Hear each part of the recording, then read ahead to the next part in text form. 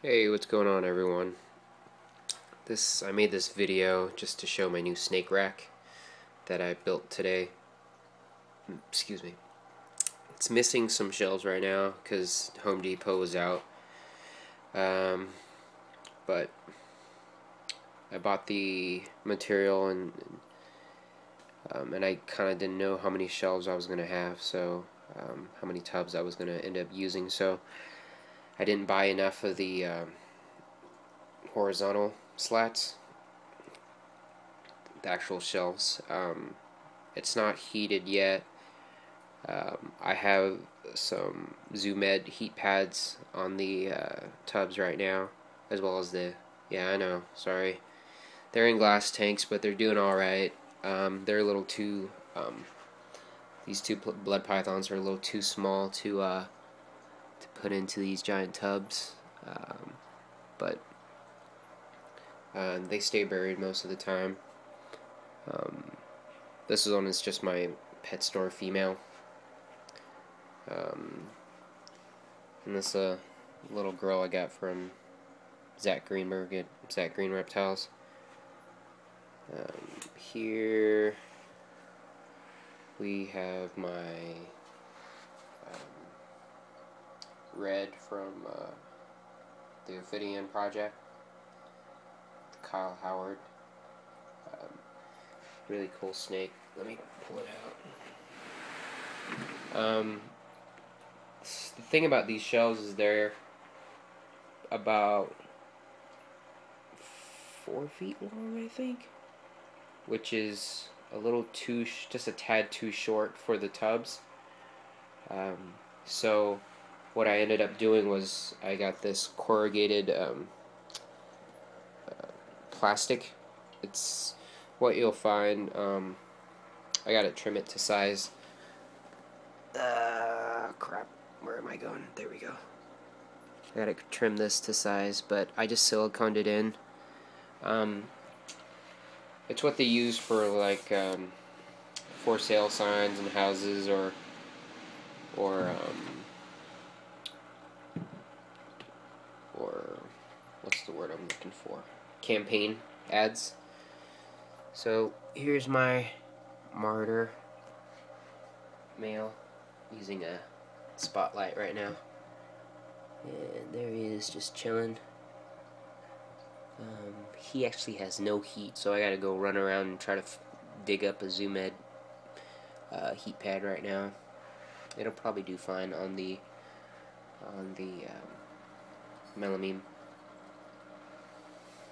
So it actually slides in pretty easily, and I don't need to put it all the way.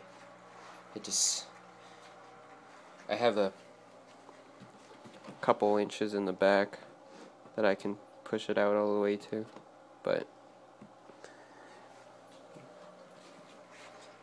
so I know how far to push in. I just pushed until the white part is covering. Same thing for this rack right here. Here's the rack with my big male. Yeah, he's like a dark brown. Bronger's he's a big boy. He was hatched in 2008, I believe. And I just moved. I'm in Pomona, California now, so he has been a sweetie his entire life, but since we moved here, he's been kind of charging the front of the tub or whatever and kind of striking at the tub, so he's being a dick right now. He's not my favorite snake right now, but he's alright. He's my pet. I don't even know if I'll breed these guys, but I mean, that's the plan, is to breed them. We'll see. He's from the same pet store that this girl's from, Pet Kingdom, down in San Diego, California. That's where I moved from. Yeah, just wanted to show him the rack. I gotta cover all the exposed, I guess, compressed wood, pressurized. I don't even know what I'm saying. But what I did do, well, I didn't do that side yet. Sorry about the video, it's all over the place. What I did do was silicone all the joints here, especially the areas where it'd be, let's see if I can find a spot, exposed to the humidity of the tub. So I went and sealed all of those things. I recommend everybody do that as well. It probably wouldn't be a big deal, but I really don't want to mess with any stuck shelves or hard to pull out shelves. I'm going to put casters on these just to make them a little bit more mobile. This thing is heavy as balls, so I don't even know how I'm going to move it. I just shimmied it into that wall just by pushing each corner at a time. I don't even know if it'll fit through the door. It's wide enough, but I don't know if it'll pivot once it gets past the door down the hallway.